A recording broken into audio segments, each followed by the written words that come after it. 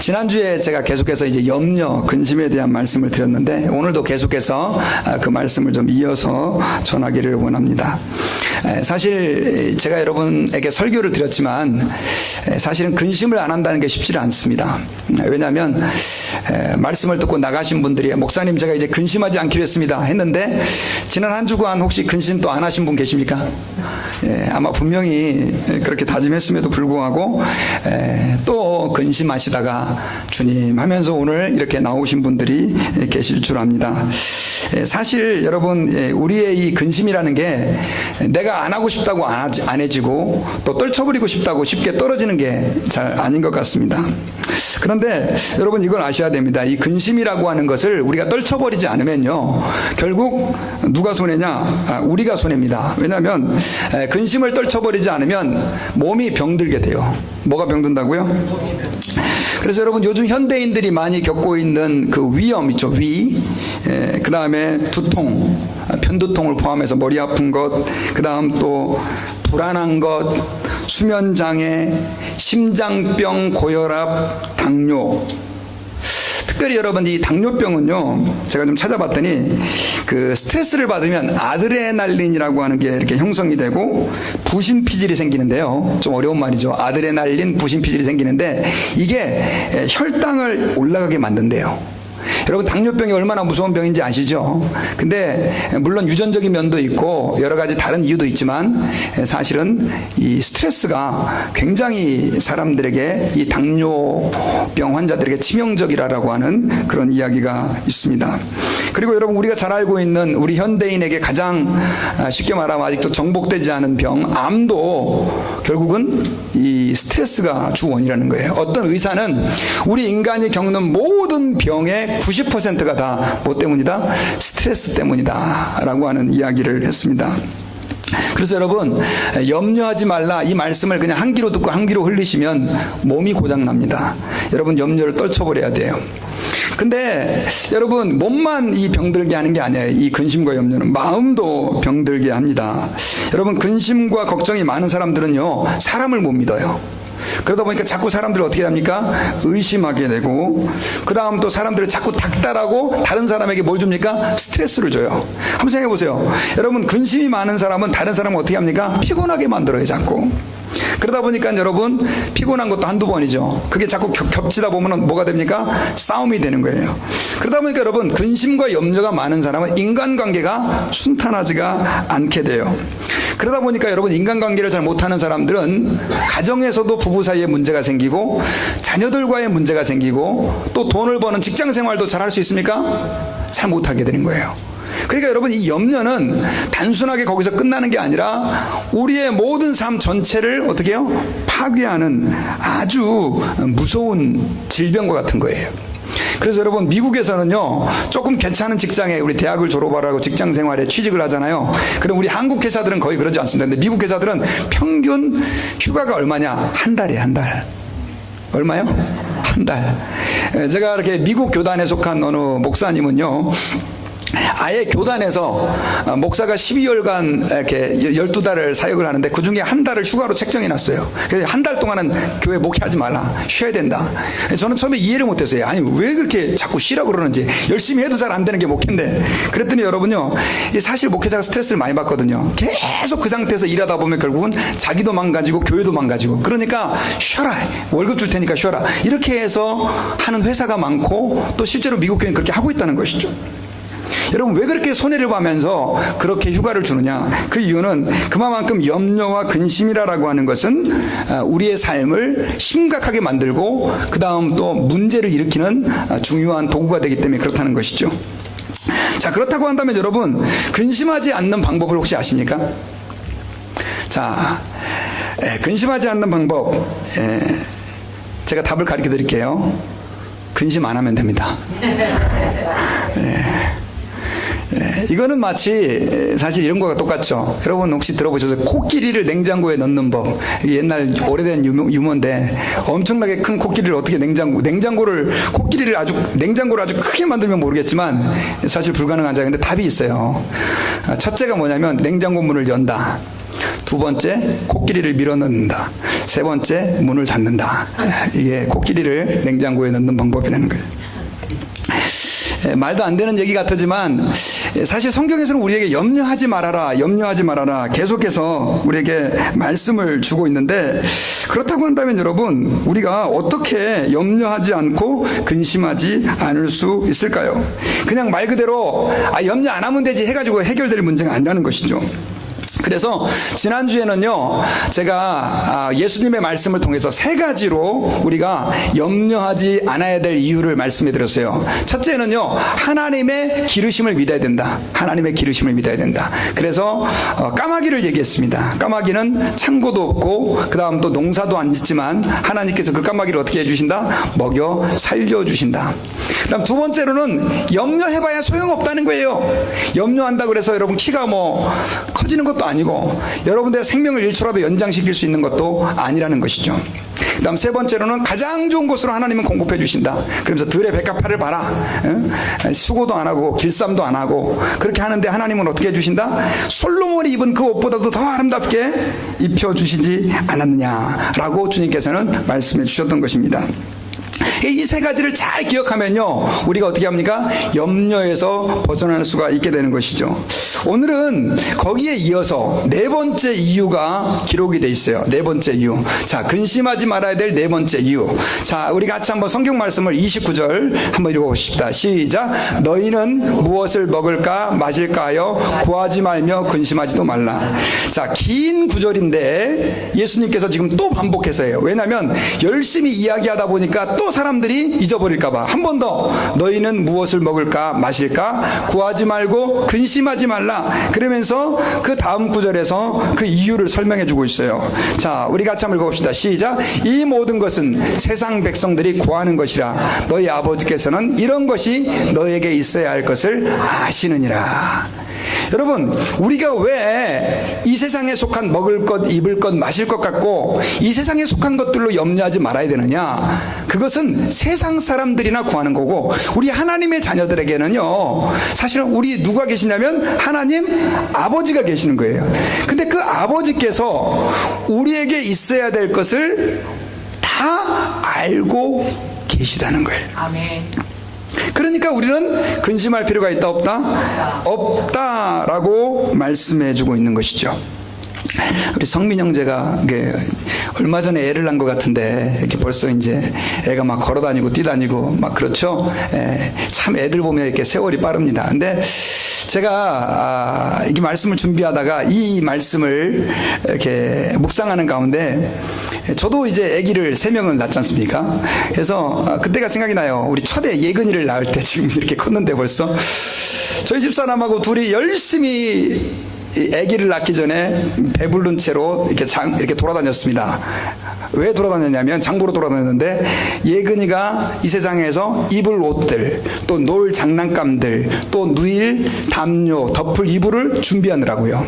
그때 좀 재밌었던 에피소드가 두 분이 너무 닮았네요. 오빠하고 동생 같아요. 막 이제 그런 얘기 들었던 기억이 지금도 나는 거예요. 근데 여러분, 이 30절 말씀에 보면요, 사실은 그렇습니다. 아기가 엄마 뱃속에서 이제 세상에 나올 때가 됐단 말이에요. 근데 뱃속에서 이거 세상에 나가서 어떤 이불을 덮지? 우리 침대는 좀 괜찮을까? 이거 땅바닥에서 자면 어떡하나? 먹는 건 어떻게 먹지? 이 엄마 젖이 잘 나오려나? 엄마 젖이 안 나오면 분유를 먹어야 되는데 이거 분유 값이 비싼데? 여러분, 그 고민을 할까요 안 할까요? 안 해요. 애기 마음을 어떻게 아세요? 안 해요. 모르겠지만 애기는요, 본능적으로 엄마 아빠가 나의 먹을 것, 입을 것, 잘 것, 심지어 쌀 것까지 다 준비해 준다는 걸 압니까 모릅니까? 안다는 거예요. 여러분, 우리는 하나님을 아버지로 믿지 않습니까? 그죠? 여러분, 하나님이 아버지이심을 믿으시면 아멘 하십시오.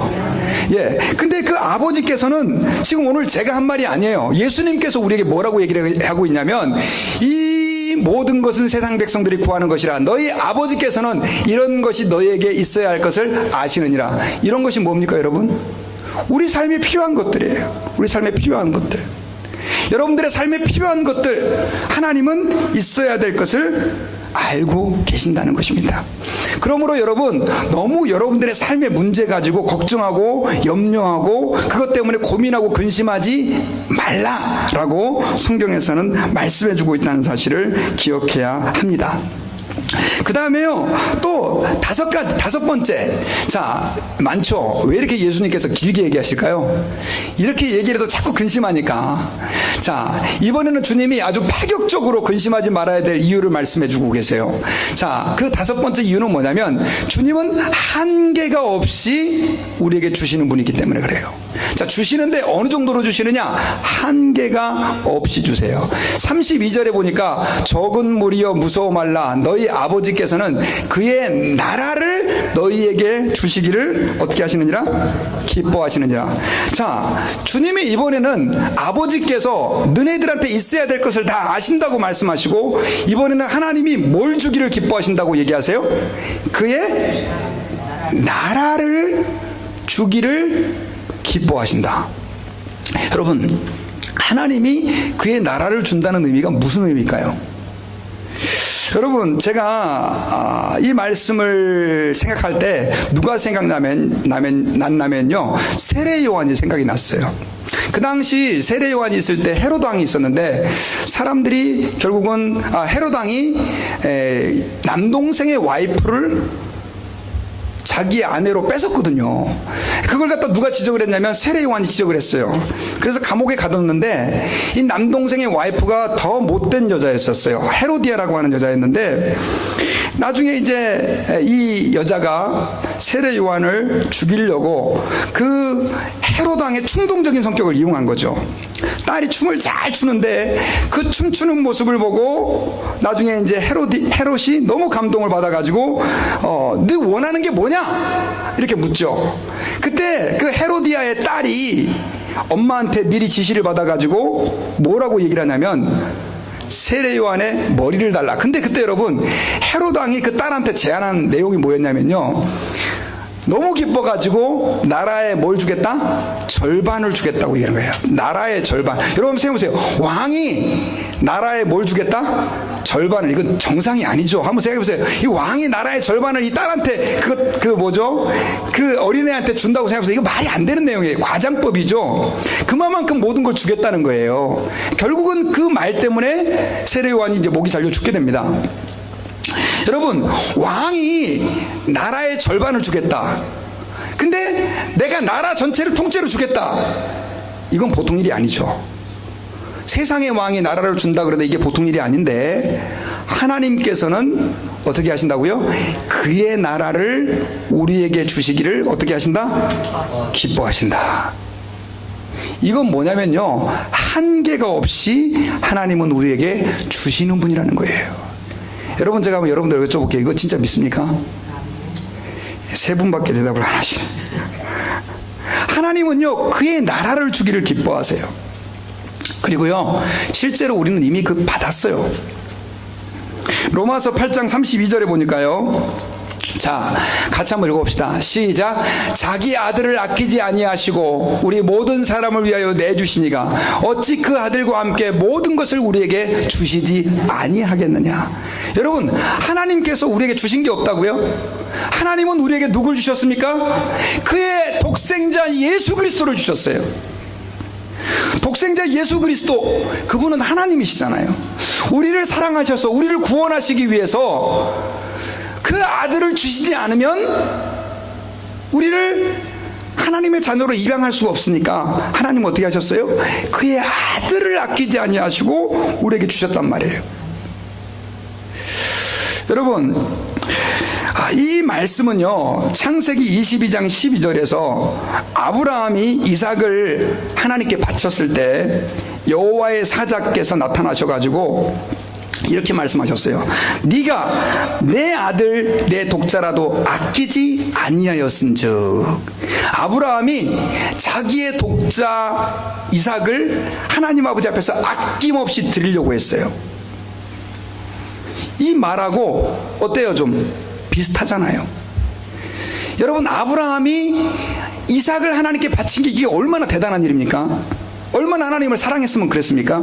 사실은 자기의 생명보다 귀한 게 자기 아들 아니에요. 그런데 그 아들을 하나님께 드린 거예요. 그런데 하나님께서 반대로 얘기하시는 거예요. 그분의 아들 예수 그리스도를 누구에게? 우리에게 아끼지 아니하고 주셨단 말이에요. 그런데 여러분, 우리 삶에 필요한 어떤 것들을 공급해 주는 게 힘드실까요? 안 힘드실까요? 안 힘들죠. 여러분, 이걸 믿으셔야 돼요. 정말로 믿으시기 바랍니다. 아들이 이번 주에 이제 저희 올라왔잖아요. 저희 집에 왔는데 이번 주에 되게 좀 재미있는 일이 있었어요. 어떤 일이 있었냐면요, 저하고 좀 친한 친구 목사님이 있어요. 근데 우리 예근이가 이제 벌써 이제 대학교 4학년이 됐는데, 제가 좀 한 가지 좀 미안한 게 뭐였냐면, 얘가 좀 이렇게 대학교 가면서 컴퓨터를 좀 이렇게 제가 노트북 컴퓨터를 사줬는데 좀 이렇게 등치가 되게 크고 좀 싸구려였었어요. 근데 요즘엔 컴퓨터가 다 얍실하고 이렇게 작게 나오잖아요. 그걸 하나 사주고 싶은데 이게 너무 비싼 거예요. 그래가지고 볼 때마다 늘 미안한 마음이 있었어요, 제가. 그래가지고 이제 올 여름에는 한국 갔다 왔을 때, 야, 내가 빚을 내서라도 좀 너 그거 좀 하나 사주고 싶다. 대학교 이제 얼마 안 남았으니까. 그런 마음을 제가 먹었는데, 빚을 내려니까 또 저 안 그래도 빚이 좀 있는데, 그래서 제가 좀 부담을 좀 가지면서 괜히 그 얘기했나 그런 생각이 좀 사실 들었었어요. 되게 미안했는데, 이번 주에 어떤 목사님이 저를 좀 보자고 그래요. 그래가지고 아니 왜 자꾸 바쁜 사람 불러냅니까? 그러더니 나중에 목사님한테 줄 게 있다는 거예요. 그래서 뭘 줍니까? 봤더니 이 컴퓨터 있잖아요. 컴퓨터를 자기가 쓰던 거를 자기 하나 다른 걸 샀다고 하면서 그 옛날 걸 저한테 주시는 거예요. 그래서 옛날 컴퓨터 뭐 쓰다 남은 거 뭐 그런 거. 근데 그게 이 컴퓨터가 옛날 게 아니고요, 거의 최신형이고 너무너무 좋은 거예요. 지금 시가로 따져도 한 돈 1,000불 되는 아주 굉장히 좋은 컴퓨터인 거예요. 근데 그거를 갖다가 저한테 가지라면서 주는 거예요. 그러면서 목사님, 예전에, 그러니까 제가 언뜻 그 얘기를 했는지 잘 기억도 안 나요. 하여튼 목사님 아드님이 있죠. 그거 주라고 그런 식으로 얘기하시면서 주는 거예요. 그래서 아니 이분이 어떻게, 사실 상황을 자세히 얘기 안 했고 저희 아들은 본 적도 없어요. 그래서 제가 너무너무 놀래가지고 아니 이걸 진짜 저 주시는 겁니까? 그랬더니 가지라는 거예요. 그래서 저도 사실은 이거 하루 동안 고민했다는 거예요. 하루 동안 이걸 줄까 말까, 중고로 팔아가지고 살림에 보탰을까. 그분도 막 넉넉한 분이 아니에요. 그래가지고 준다 그러니까 제가 어떻게 했겠습니까? 야, 이거 하나님 주신 거다, 아멘 하고 빨리 싸가지고 왔어요. 그냥 마음 변할까봐. 그래가지고 제가 어저께 아들한테 줬는데 아주 기분이 좋아가지고, 그러면서 제가 그랬어요. 야, 예수님은 내가 믿고 헌신은 내가 하고 네가 복은 다 받는구나. 제가 그런 얘기 했습니다. 왜냐면 한국 가가지고 또 4,000불짜리 기차를 또 어떻게 또 받아가지고, 제 기타가 100불짜리 200불짜리 이런 건데, 하여간 제가 근데 뭘 느꼈냐면요, 야, 우리 하나님 정말 통이 크시는 분이시구나. 여러분, 전 진짜 1,000불짜리 컴퓨터 저도 잘 못 씁니다. 근데 그렇게 하나님께서 공급해 주시는 거예요. 그러니까 제가 너무너무 감사한 거예요. 여러분, 제가 이거 자랑하려고 하는 얘기가 아니고요, 저 솔직히 별로 가진 게 없어요. 근데 하나님께서 제 삶 가운데 개입하시는 걸 보니까 너무나 풍성한 것들로 계속 공급해 주고 계신다는 거예요. 여러분들에게 간증을 계속 할 게 더 많은데요, 너무 많이 하면 여러분들이 좀 짜증날까 봐. 여러분, 이걸 믿으셔야 돼요. 하나님은 공급해 주시는 분이시고요, 여러분들의 필요를 채워주시는 하나님이시다라고 하는 사실을 여러분 이 말씀대로 믿으시길 바랍니다. 근데요, 누구에게나 다 그런 게 아니에요. 조건이 있어요. 조건이. 아무나 하나님이 그렇게 해주시는 게 아니란 말이에요. 그 조건이 뭐냐? 누가복음 12장 31절에서 같이 한번 읽어볼까요? 시작. 다만 너희는 그의 나라를 구하라. 그리하면 이 모든 것들을, 이런 것들을 너희에게 더 하시리라. 자, 주님이 우리에게 무엇을 구하라고 말씀하고 있습니까? 그의 나라를 구하라. 여러분, 그의 나라를 구하라는 게 뭡니까, 여러분? 하나님의 나라를 언제는 주신다고 그래 놓고 그의 나라를 구하라. 여기서의 그의 나라라고 하는 것은 여러분 영어로는 킹덤입니다. 킹덤. 하나님의 나라를 말하는 거예요. 근데 하나님의 나라를 우리가 어떻게 구합니까? 여러분, 이것은 사실 쉬운 해석이 아니에요. 근데 여기서 이 하나님의 나라라고 하는 것은 뭐냐면요, 하나님의 일입니다. 하나님의 다스리심이에요. 여러분, 우리가 하나님의 나라를 구한다라고 하는 것은 사실 우리가 세상 일에 우리의 마음을 쏟는 게 아니에요. 여러분, 이 세상에서 우리 예수 믿는 사람들의 삶의 목적이 단순하게 돈 많이 벌어서 나중에 좀 편안하게 리타이어 갖고 여행하고, 그게 우리의 목적이 아니라는 거예요. 여러분, 제가 늘 얘기했잖아요. 우리가 이 세상에서 살아서 존재하는 이유는 뭐냐면 그 좋은 천국에 안 보내고 하나님께서 안 데려가시고 여기에 남겨놓으신 이유가 있다고 한다면 이 세상에서 우리가 해야 될 일이 있는 거예요. 그게 바로 뭐냐? 하나님의 나라를 구하는 일이에요. 우리는 천국 가면 하나님의 나라가 완전하게 이루어져요. 거기서 하나님의 나라 구할 필요가 없어요. 그런데 이 세상에는 아직까지 하나님의 나라가 어떻게 해요? 계속해서 임하고 있는 거예요. 임하고 있는 거예요. 여러분들의 마음속에는 하나님의 나라가 이미 임하여 있는 줄 믿습니다. 근데 아직도 예수님을 안 믿는 사람들의 마음에는 하나님의 나라가 임하여 있지 않아요. 어떻게 해요? 그래서 그들을 위해서 하나님, 그들에게도 하나님의 나라가 임하게 해주세요. 이게 우리의 사명인 거예요. 교회가 왜 존재하느냐? 하나님의 나라가 교회를 통하여 임하는 거예요. 교회에 와서 복음을 듣고 예수님 믿고 하나님 말씀을 들으면서 하나님의 백성이 되어가는 것, 이게 바로 뭐냐? 하나님의 나라를 구하는 거예요. 그래서 하나님의 나라를 구하는 건 뭐냐? 저는 이렇게 생각해요. 예수 믿지 않은 영혼들 때문에 여러분들이 근심하는 거예요. 아, 이거 이번 달 렌트비 내야 되는데 그거 갖고 걱정하는 게 아니라 그건 채워줄 걸 믿고, 하나님이 내 친구 저 예수 안 믿는데 어떻게 하나님 저 친구를 좀 예수 믿게 할까요? 내 자식이 아직도 믿음이 없는데 어떻게 하면 하나님 저 자식에게 믿음을 좀 줄 수 있을까요? 그것 때문에 근심하고, 그것 때문에 기도하고, 자존심 상하지만 그 사람들에게 굽히고, 그 사람들을 섬겨주고, 온통 머릿속에 교회, 하나님의 나라, 잃어버린 영혼에 대한 그 구원에 대한 그 마음이 여러분들을 지배하는 거예요. 저는 여러분 그 하나님의 나라를 구하라는 것, 영어로는 the seek His kingdom 이렇게 돼 있죠. 이거는 여러분요 이렇게, 저는 이렇게 좀 비유를 하고 싶어요. 만약에 서로 남자 여자가 연애를 하잖아요. 그러면 연애를 할 때 남자는 24시간 누구 생각만 합니까? 여자 생각만 해요. 꽃을 보면 이 여자를 따다 줄까? 아이스크림 먹으면 이 여자하고 같이 다음에 가서 아이스크림 같이 먹어야 이 생각을 한단 말이에요. 근데 여러분, 하나님의 나라를 구한다라고 하는 것은 좀 그와 비슷하다고 생각해요. 어떻게 하면 하나님의 통치가 우리의 삶에서 이루어질까? 내 삶에서 어떻게 하면 하나님을 기쁘시게 할까? 어떻게 하면 정말 저 영혼들을 하나님께로 돌아서게 할까? 저 연약한 영혼을 어떻게 하면 내가 좀 세워갈 수 있을까? 여러분, 그런 마음이 여러분들 안에 이루어질 수 있기를 저와 여러분들이 기도해야 될 줄 믿습니다. 그런 사람에게 이 축복을 주시겠다는 거예요. 자, 그렇다고 한다면 좀 더 구체적으로 하나님의 나라를 구하는 행동이란 어떤 것일까요? 자, 오늘 33절에 자, 같이 한번 읽어봅시다. 시작. 너희 소유를 팔아 구제하여 낡아지지 아니하는 배낭을 만들라. 곧 하늘에 둔 바 다함이 없는 보물이니 거기는 도둑도 가까이 하는 일이 없고 좀도 먹는 일이 없느니라. 제가 말씀드렸죠. 성경에는 돈에 대한 얘기가 굉장히 많이 나온다고요. 2000번 이상 나온다고 얘기했죠. 기도와 말씀에 대한 이야기의 3배가 돈에 대한 얘기예요. 또 돈에 대한 얘기예요.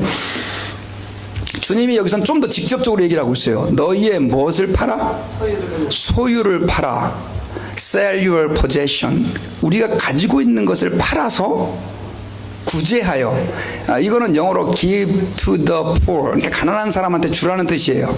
그래서 낡아지지 아니하는 배낭을 만들어. 이 배낭이라고 하는 것은 전대, 돈주머니를 얘기하는 거예요. 돈주머니. 여러분, 이 세상에 있는, 지금은 우리가 이제 돈을 갖다가 은행에다 집어넣지 않습니까? 근데 옛날에는 돈을 갖다 어디다 놓고 다녔습니까? 돈 주머니에다. 저 어렸을 때 복주머니라고 있었어요. 그래서 지가 이렇게 해가지고 거기다가 이렇게 넣고 다니고 그랬는데, 근데 그 돈 주머니는 낡아진다는 거죠. 낡아지지 아니하는 돈주머니, 이거는 너희 보화를 하늘에 쌓아두라라고 하는 그 말씀하고 같은 말씀이에요. 그래서 그것은 하늘에 두었어요. 그거는 그 보물은요 다함이 없는 보물인데 거기는 도둑도 가까이 하는 일 없고 그 다음에 좀 벌레가 먹는 일도 없다는 거예요. 이 말은 여러분 이렇게 얘기할 수 있죠. 이 세상에 우리가 쌓아두는 돈들은요 한순간에 날아갈 수 있다는 것을 기억해야 됩니다. 이거 기억해야 돼요. 그러나 하늘에 쌓아둔 보물은 절대로 도둑도 가까이 할 수 없고 없어지지 아니하는 보물이라는 건데, 근데 어떻게 그러면 우리가 그 보물을 하늘에 쌓아두느냐? 제가 지난번에 그 말씀을 드렸어요. 우리가 하나님께 헌금을 드리는 거, 그거가 사실 1차적으로 하나님께 그 보물을 쌓아두는 거예요. 왜냐하면 여러분 제가 말씀드렸잖아요. 사실 하나님은 온 우주의 주인이시고 만유의 온 만물의 창조주 되신데, 사실 여러분 우리가 내는 돈 적게는 몇십 불에서 많게는 몇백 불까지 그 돈이 없어서 하나님 우리에게 헌금을 요구하시는 게 아니라 그랬죠. 그 이유는 뭐냐면 하나님의 놀라운 일들을 하나님은 우리와 함께 하기를 원하세요. 함께. 아멘. 함께 하기를 원하시는 거예요. 그래서 우리가, 여러분 죄송한데 여러분들이 헌금 안 해도 하나님 충분히 일하실 수 있어요. 그런데 그 일들을 하나님이 함께 하도록 우리를 초청하시는 거예요. 그리고 나서 그것이 천국에다가 우리의 보물을 쌓는 행동이라고 말씀해 주고 있던 거예요. 근데 오늘 본문에서는 조금 더 구체적으로 또 이렇게 얘기를 하고 있어요. 구제하여 가난한 사람들에게 나눠주어서. 근데 여러분 이거 상당히 부담스러운 말씀이죠. 왜냐하면 어쨌든 간에 여러분들 통장에, 은행에 돈이 다 조금씩 있을 건데, 그럼 목사님 그거 다 지금 팔아가지고 빼가지고 가난한 사람들 다 나눠주고 주님을 섬겨야 되나요? 또 나는 집이 있는데 이거 집 팔아가지고 가난한 사람들 그냥 나눠주고 그냥 거지가 돼가지고 주님 섬겨야 되나요? 여러분 이 말씀을 좀 잘 적용을 하셔야 될 것 같아요. 저는 그 말씀을 단순하게 그렇게 적용시키는 것은 좀 위험하다고 믿습니다. 사실은 여러분 소유를 팔아 구제하여, 이것은 물론 그런 의미도 있죠. 여러분들이 가지고 있는 물질, 돈들, 또 재산들을 팔아가지고 어려운 사람들 도와주라. 근데 이 말씀의 의미는요, 사실은 그것입니다. 우리의 삶의 필요들을, 내 마음을 이 땅에 고정시키는 것이 뭐냐면 돈이에요. 돈이라고 하는 것은요, 우리의 무엇을 빼앗아가냐? 마음을 빼앗아가요. 그래서 제가 아는 어떤 어르신이 계신데, 이분은 연세가 80이 넘으신 분이거든요. 근데 돈을 굉장히 많이 모아놨는데 어디 가서 커피 1불짜리도 사는 걸 아까워하는 분인 거예요. 근데 돈을 굉장히 많이 쌓아놓은 거예요. 그래서 맨날 통장 뱅크 스테이트 보면서 이야 돈 많다라고 해서 기뻐하는 거예요. 죄송한데 여러분, 그분이 어리석은 겁니까? 안 어리석은 겁니까? 얼마 안 있다 돌아가시는 거예요. 저는 사실은 우리 사람들이 이 세상에서 돈을 모으는 것보다 더 중요한 것은 뭐냐면 돈을 쓰는 겁니다.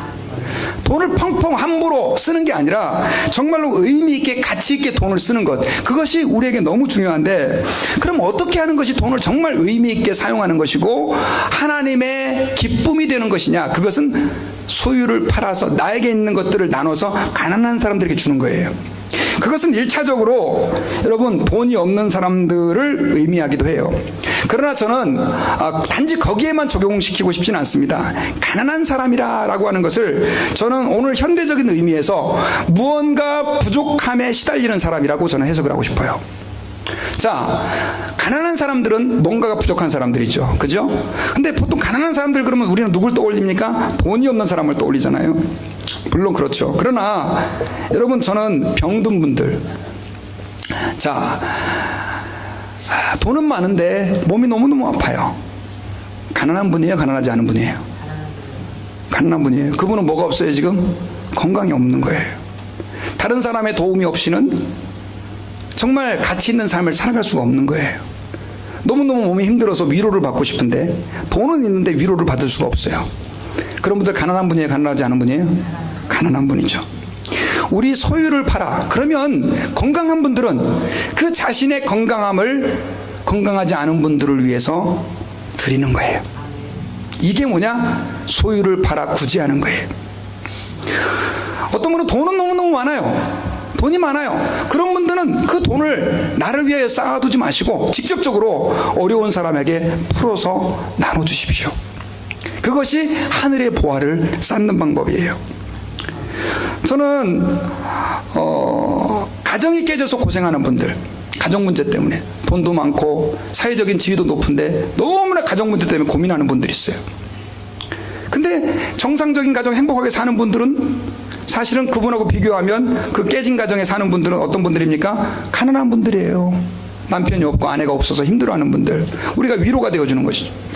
그것이 바로 뭐냐? 소유를 팔아서 구제하는 삶이다라고 하는 거예요. 차량이 없어서 불편한 분들, 내가 조금 수고스럽지만 그분들을 위해서 차량을 공급해 주는 것들. 여러분, 우리가 이 가난이라고 하는 것을 단순하게 저는 돈에다만 국한해서 적용하는 것은 무리라고 생각합니다. 우리 주변에는요 실제로 가난한 사람들이 많습니까? 안 많습니까? 어떤 분들은 가난을 그냥 길에서 집 없고 돈 없는 홈리스에게만 국한시켜서 아유 목사님 저는 그런 분들은 돕고 있어요 라고 말하면서 자기 자신을 그냥 나는 더 이상 이 말씀과 상관없는 사람으로 생각하는 분들이 계신데 아닙니다. 여러분 우리는 가만히 내 삶을 보면 반드시 다른 사람들이 없는 것을 내가 가진 게 있어요 없어요? 있어요. 그래서 우리는 어떻게 됩니까? 내가 가진 그것을 가지고 나눌 수 있어야 되는 거예요. 돈이 없는 분들이라 할지라도 남들보다 더 가진 게 있습니까? 없습니까? 있는 거예요. 그러면 그것을 찾아서 어떻게 하는 거예요?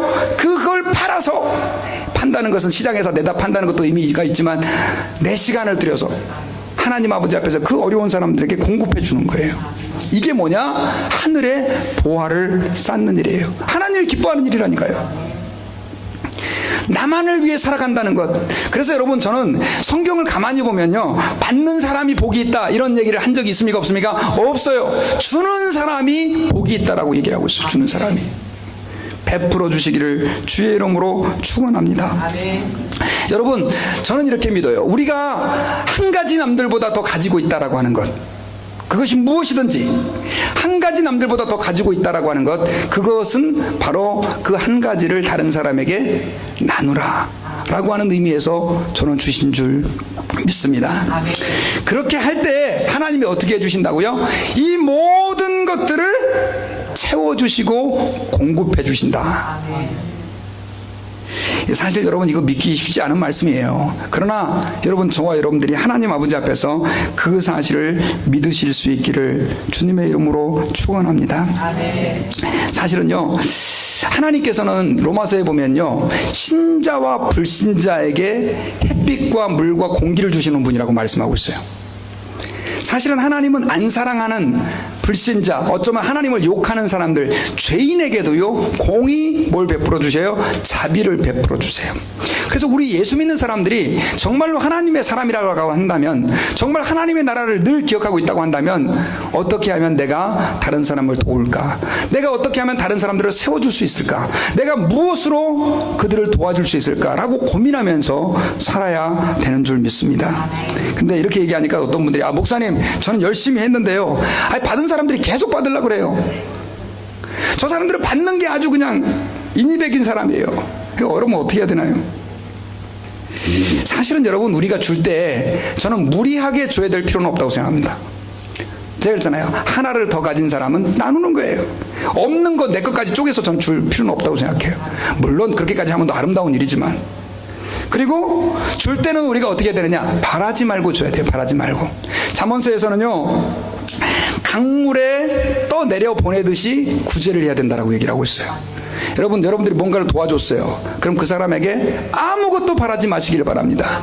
무언가를 바란다고 한다면 그것은 구제가 아니라 거래입니다. 거래. 여러분, 거래하지 마세요. 구제하세요. 그래서 여러분, 특별히 제가 교회에서도 돈 거래하지 말라 이런 얘기 말씀드리는데, 정말 어려워서 돈을 빌리는 분들에게 한번 여러분 잘 생각 한번 해보세요. 돈을 빌려줄 때 그냥 내가 못 받을 만큼, 안 받아도 되는 만큼 그냥 주세요. 저는 그것이 아름다운 생각이라고 생각해요. 예.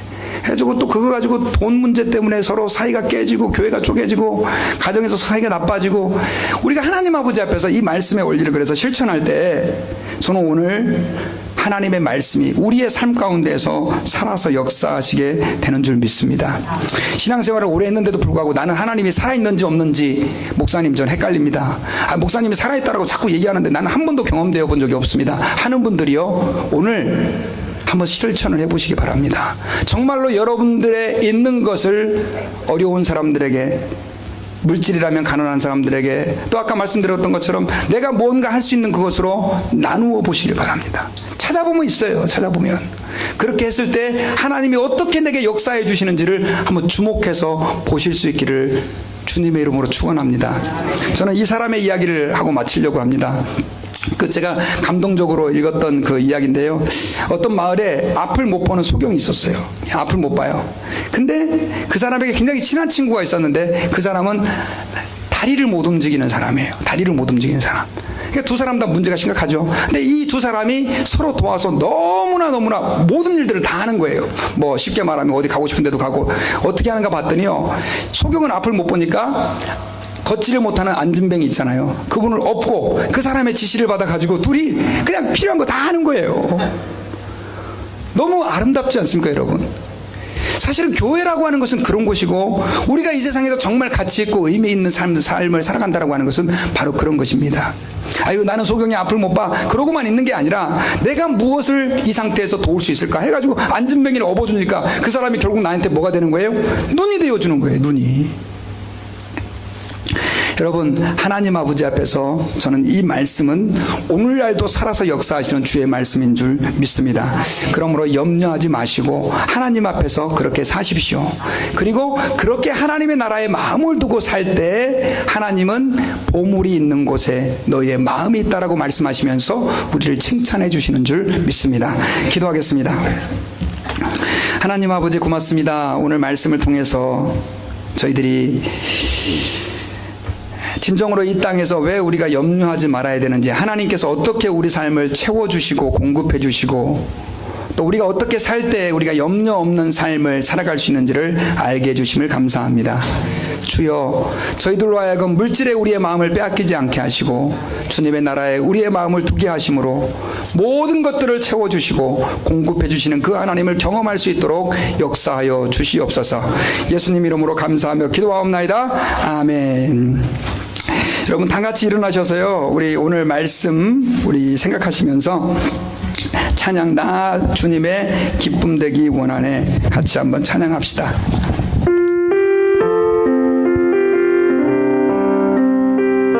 여러분, 우리의 마음을 주 앞에 두기를 사모하면서 같이 찬양 부르겠습니다.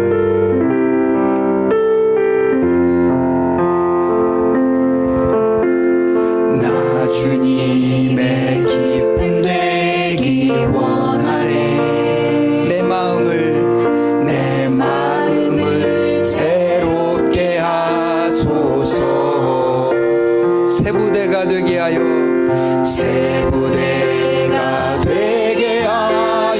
주사. 주님의 빛 비추게 하소서. 내가 원하는 한 가지 주님의 기쁨이 되는 것. 내가 원하는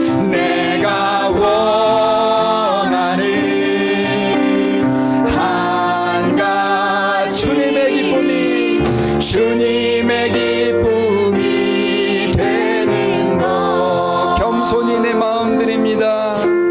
겸손히 내 마음 드립니다.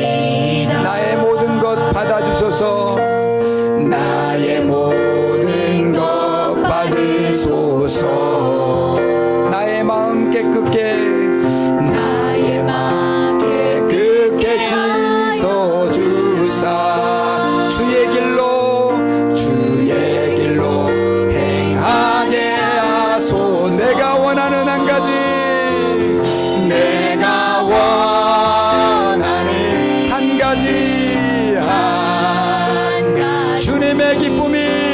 주님의 기쁨이 되는 것. 내가 원하는 한 가지 주님의 기쁨이 되는 것. 주님의 기쁨이 내가 원하는 한 가지. 우리 한 번 더 고백합시다. 내가 원하는 한 가지 주님의 기쁨이 되는 것. 내가 원하는 한 가지 주님의 기쁨이 우리 한 번 더 겸손히 내 마음 드립니다. 고백합시다. 겸손히 내 마음 드립니다. 나의 모든 것 받으소서. 나의 모든 것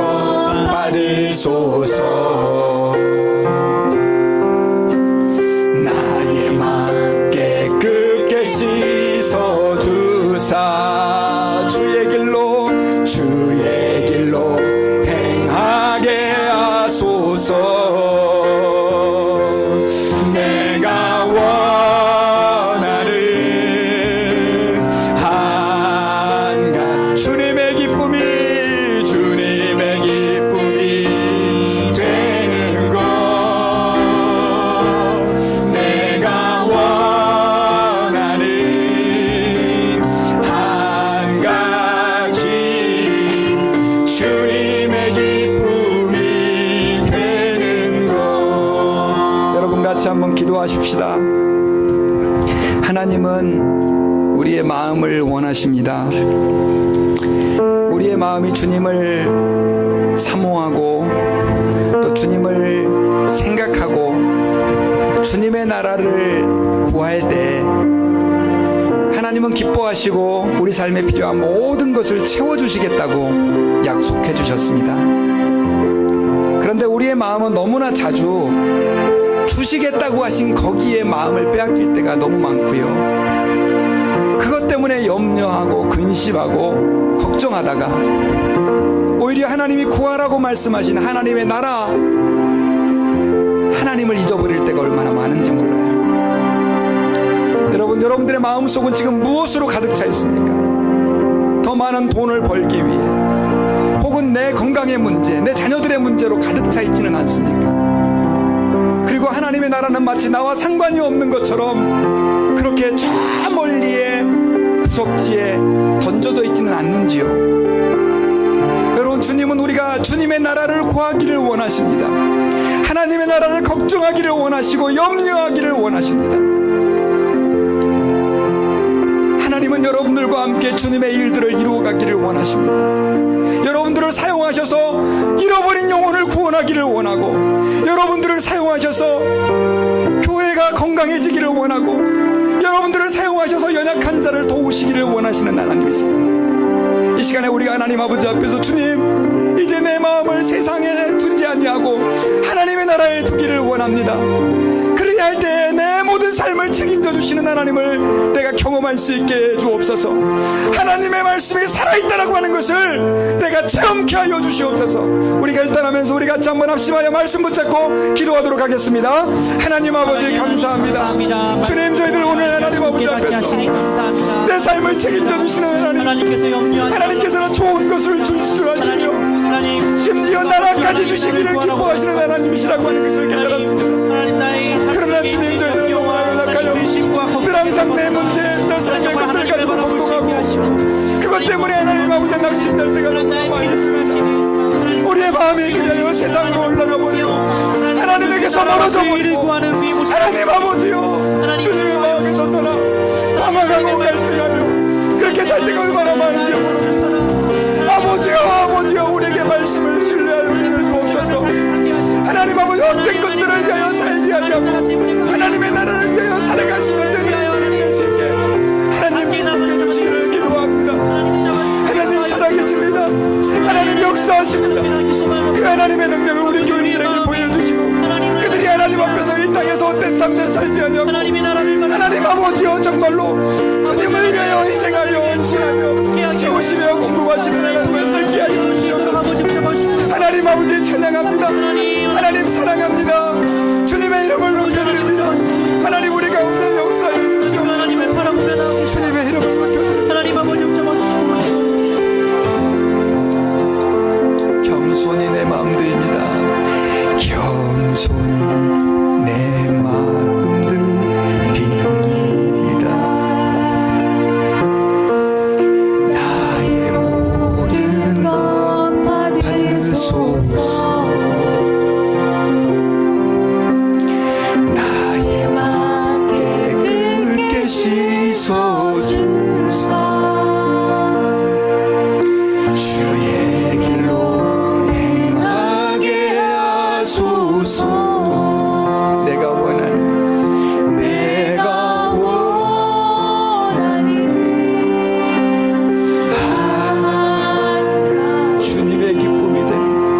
주님의 기쁨이 되는 것,